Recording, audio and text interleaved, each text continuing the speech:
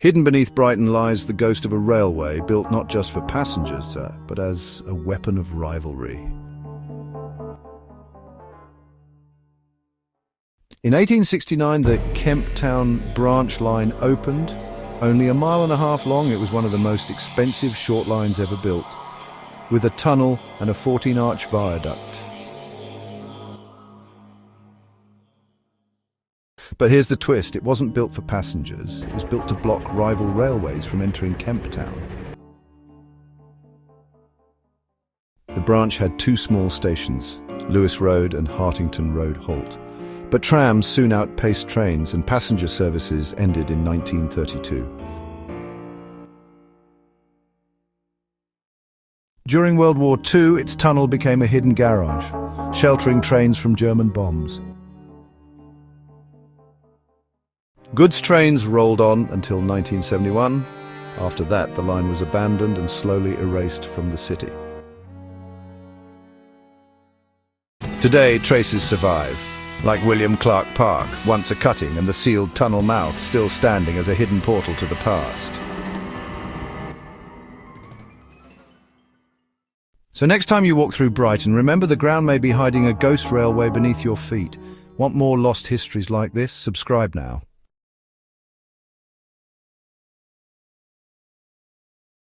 You need to hear this if you're a train enthusiast.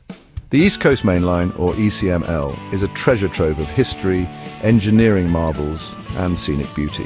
Whether you're a seasoned rail fan or just someone who loves a good journey, this line has something for everyone. We're talking about the East Coast Main Line, one of the most iconic railway routes in the UK. Buckle up, folks. This line is not just a means of transportation, it's a journey through time and tracks. The East Coast Main Line, or ECML, stretches 393 miles, connecting London King's Cross to Edinburgh Waverley. Imagine travelling from the bustling heart of London to the historic and cultural hub of Edinburgh, all while enjoying the picturesque landscapes of the British countryside. It zips through key cities like Peterborough, York and Newcastle.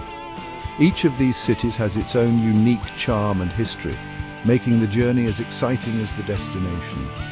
Operating since 1850, this line has seen it all, from the early days of steam locomotives to the modern high-speed trains we see today. From steam locomotives like the legendary Flying Scotsman to today's sleek Azuma trains. The evolution of trains on this line is a testament to the advancements in railway technology and engineering. Did you know that the Mallard set the world speed record for steam locomotives at 126 miles per hour on the ECML in 1938? This record still stands today, making the Mallard a legendary figure in the world of railways. And guess what? The digital upgrade coming soon will push speeds up to 140 miles per hour. This upgrade is set to revolutionize travel on the ECML, making it faster and more efficient than ever before.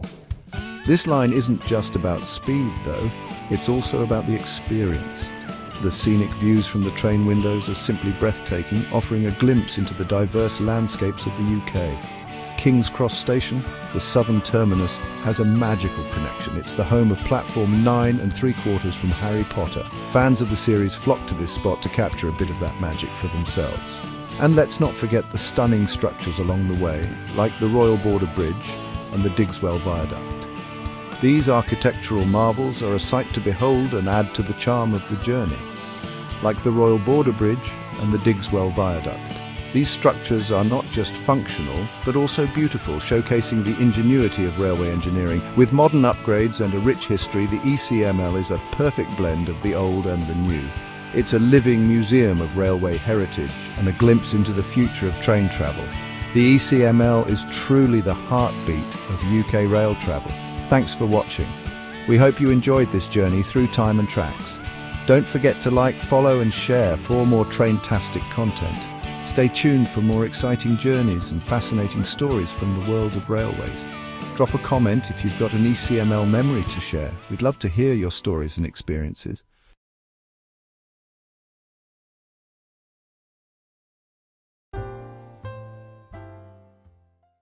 In the late Victorian era, Devil's Dyke was the must-visit beauty spot, featuring fairgrounds, bandstands, a camera obscura, and sweeping views across Sussex.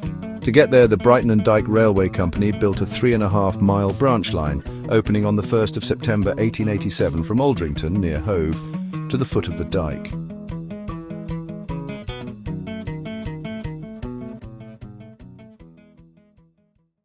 There were two tiny halts en route, Golf Club Halt, 1891, and Rowan Halt, 1933, to serve expanding neighbourhoods. But that wasn't all. Above the valley, a steep-grade funicular railway, and even a dramatic aerial cable car sprang up. The funicular operated from around 1897 to 1909, while the cable car hovered across the ravine from 1894 to about 1909. Despite its novelty, the branch was never profitable. Passengers still had to climb a hill from the terminus to the real viewpoint, something buses did better. After wartime suspension, the railway limped on until the final train ran on the 31st of December 1938, with formal closure in 1939. Today, the old trackbed is reborn as the Dyke Railway Trail, a popular footpath and cycle route weaving through housing and open downs for about 5 miles, with 856 feet of elevation, 2.53 hours loop. Walkers and hikers still trace the line through gardens, along crests, past the old halt platforms and over former scenes of Victorian fun.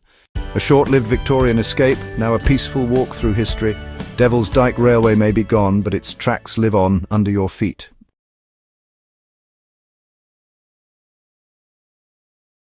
Welcome back to another Train Guy video. Today we're diving into the fascinating world of the West Coast Main Line, the heart and soul of the UK's railway network. Imagine a railway that stretches over 1,000 miles, connecting the bustling cityscapes of London Euston to the picturesque Glasgow Central. This is the West Coast Main Line, or WCML for short.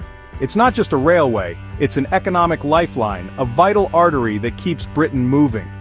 The WCML is operated by Avanti West Coast, a joint venture between First Group and Trenitalia.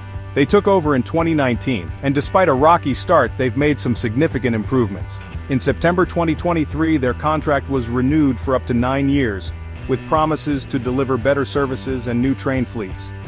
But it's not all smooth sailing. In April 2024, West Midlands Mayor Andy Street called out Avanti for reliability and cleanliness issues. Avanti responded, saying they're working hard to improve, citing dramatic service upgrades since summer 2022. Now let's talk about the scale of this railway. It's the busiest mixed-use railway in Europe, handling both passenger and freight traffic. Yep, that's right. Up to 10% of the UK's freight travels on these tracks, making it crucial for the nation's logistics and net-zero carbon ambitions. The infrastructure is managed by Network Rail, and the West Coast South route alone has over 1,000 employees. With 64 operational stations, including the iconic London Euston, it's a mammoth task to keep everything running smoothly. Speaking of history, the WCML has roots going back to the 1830s, and it was electrified in the 1960s. London Euston was demolished and rebuilt to adapt to new overhead equipment, a testament to how this railway has evolved over the years. Despite its importance, not all proposals make the cut.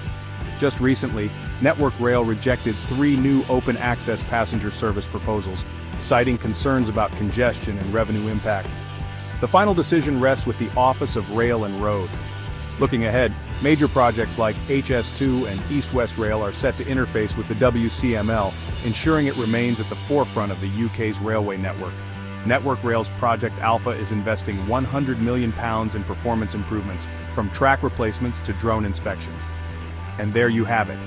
The West Coast Main Line is more than just a railway, it's a lifeline, a historical marvel, and a symbol of the UK's commitment to connectivity and progress.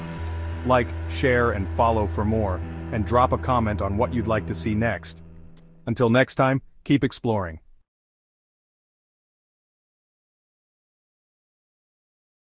Right, let me take you on a journey along one of Britain's most vital rail arteries, the Great Eastern Main Line.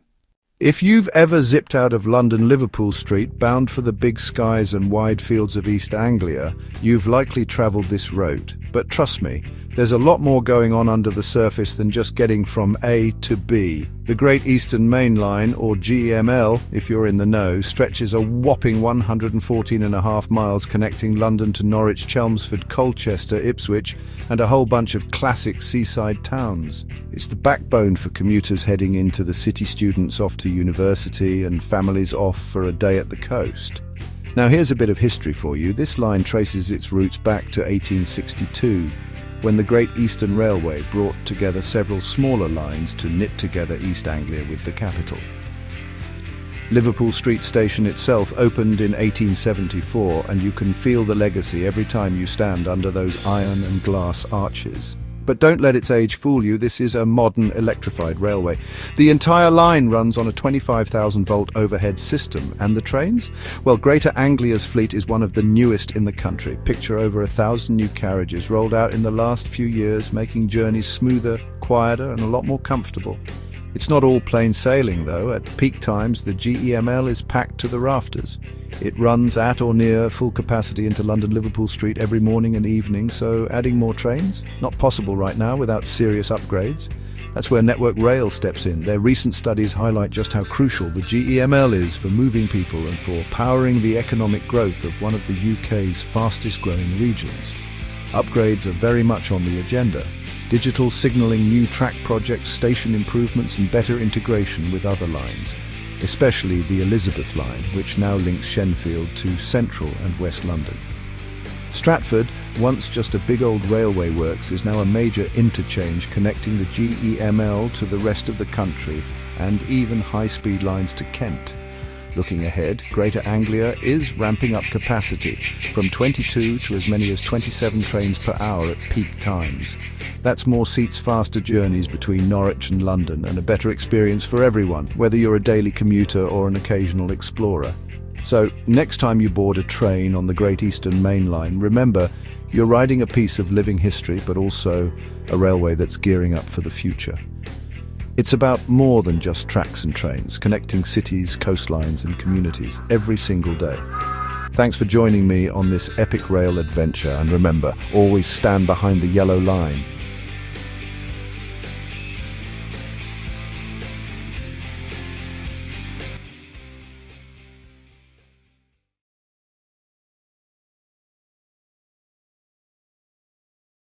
All right, let's talk about one of Britain's unsung railway heroes, the Midland Main Line. If you've ever caught a train from London, St Pancras up to Sheffield, up to Nottingham, chances are you've whizzed along this route. But there's a lot more to it than just tracks and timetables. So what actually is the Midland Main Line? Well, it's a major intercity railway running right through the heart of England. It links London to key cities in the East Midlands like Leicester, Derby, Sheffield. Built in stages during the 19th century, it was originally the pride of the Midland Railway Company. Imagine soot, steam and the hustle of Victorian travel. This was the backbone for connecting industrial Britain.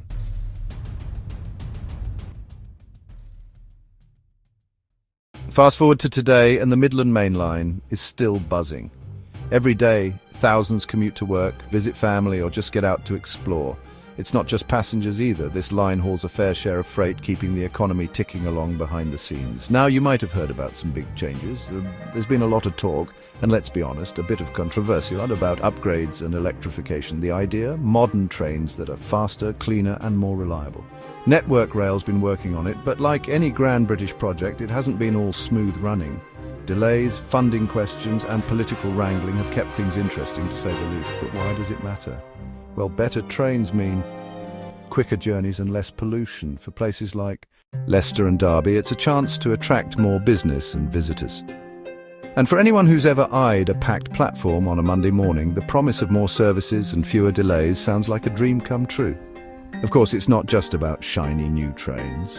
The Midland Main Line is a living bit of history. Stations like St Pancras blend Victorian grandeur with modern style. And every stretch of track tells a story, from coal trains of the past to commuters with coffee in hand today. So next time you're gliding through the English countryside,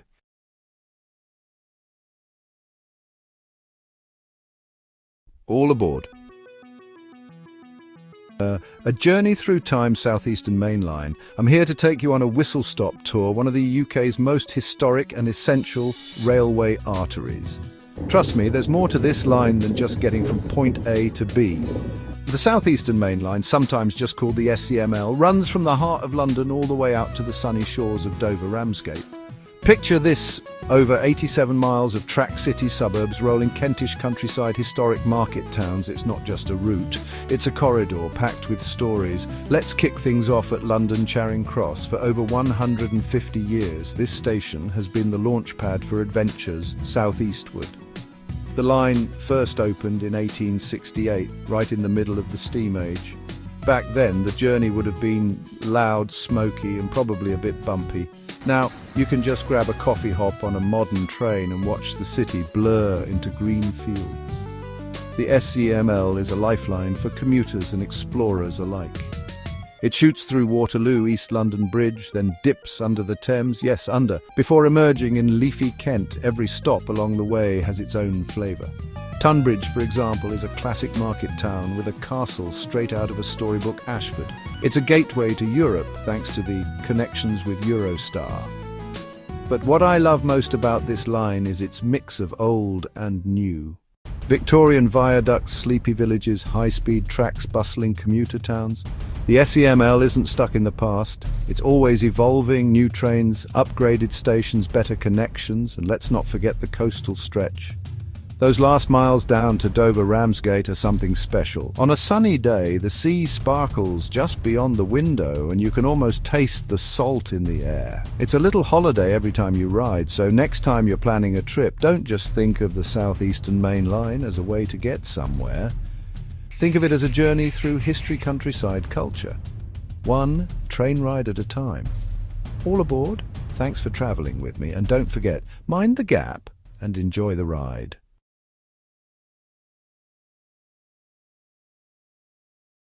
Ever walked the Downs Link? You're treading on the ghost of a lost Victorian railway line. The Steyning Line, opened in 1861, was a 20-mile railway connecting Horsham to Shoreham by Sea. Built during the Great Railway Boom, it followed the River Adur through the Sussex countryside.